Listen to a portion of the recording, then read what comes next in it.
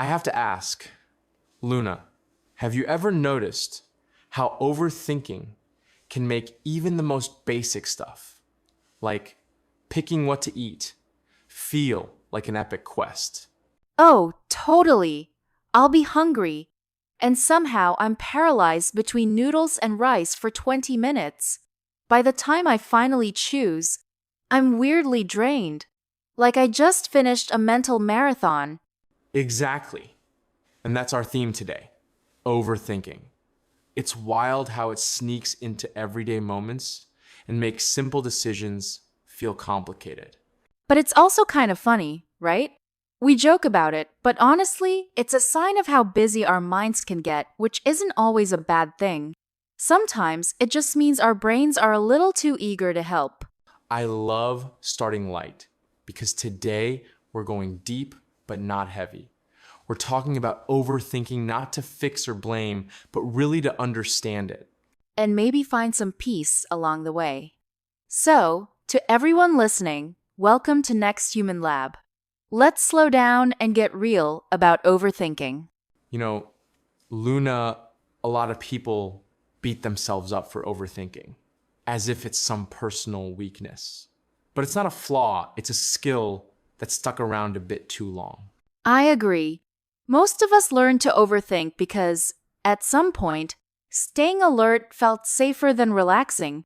It's almost like our nervous system decided to keep standing guard even after the danger passed. That image always gets me like a guard who forgets how to clock out. When you finally feel safe, your mind just naturally calms down. It's not about forcing yourself to relax, it's about actually feeling safe. Right, and if your mind is racing, it doesn't mean you're broken. It just means your body learned to be vigilant. That vigilance was smart. It kept you emotionally protected. And for a lot of us, overthinking started way back. Maybe we had to read the room, avoid mistakes, or be the responsible one. It was how we stayed safe. Or maybe we felt love was safer only when we did everything perfectly.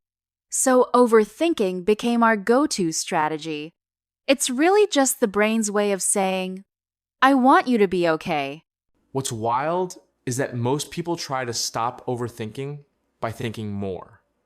But the mind actually listens to the body, not the other way around. Exactly, and that's so counterintuitive. If your body feels tense or unsafe, your thoughts just keep spinning. You can be in a totally safe room, but if your body hasn't caught up, your mind won't either. I always picture it like this. Your body is the ground, and your thoughts are like clouds. If the ground is shaky, the clouds will never settle.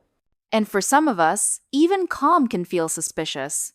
If we grew up with unpredictable emotions or sudden outbursts, the nervous system learns to stay alert. Peace feels like unfamiliar territory. Which means, ironically, that being busy or worried actually feels like home. Calm feels strange, even if it's what we want.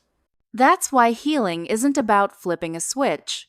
It's about slowly teaching your body and mind that quiet and safety can go together.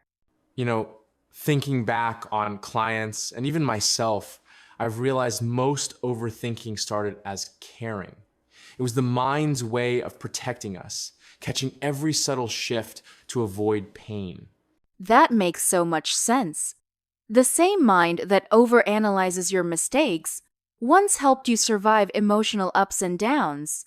But now, that constant predicting is more exhausting than helpful. Exactly. As adults, the pattern keeps running even when it's not needed.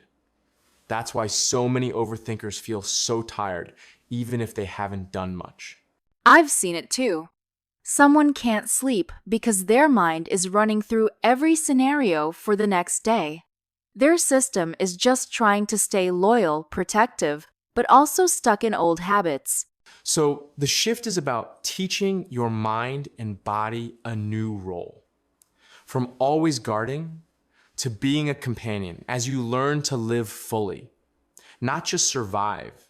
And it's not about forcing peace, but about inviting it in little by little with patience. That's where real change lives. So let's get practical. When the mind is racing, the simplest thing is to return to the body. Try slow breathing, inhale for 4, exhale for 6 or 7. It's magic how quickly that can help. Or grounding, literally touching something solid, like a table or the floor. It tells your body, I'm here, I'm safe. And gentle movement, even a slow walk, can send the same message. Journaling can be huge too. Not to judge your thoughts, but just to get them out of your head and onto paper. Then, celebrate the small wins when you notice your system relax, even for a moment. Honestly, trust is the real secret. Overthinking softens when you trust your choices, your timing, your resilience. It's not about erasing thoughts, but about believing you'll be okay, no matter what. And sometimes, clarity comes from gentle action, not endless thinking. A little research, a single conversation, a walk outside, these build grounded confidence, way more than running mental marathons. That's the magic. Action plus calm. When you feel steady inside, your mind finally gets to rest too. Let's wrap up with a summary of this next human approach. Listen to your mind, thank it for its loyalty. Then reassure your body with slow, gentle actions. Trust grows not through pressure, but with consistency. Small habits make your nervous system feel safe, way more than any pep talk ever could. If you're overthinking today, try whispering to yourself, I am safe, I am enough, I am allowed to rest. It sounds simple, but it can shift your whole system. Overthinking isn't the enemy, it's just an old friend trying to keep you safe. Now, you get to teach it how to help you live, not just survive. Thank you for slowing down with us today. And remember, peaceful change is gentle and patient. And always possible. This is the Next Human Lab podcast. See you next time. And here's to a more peaceful mind.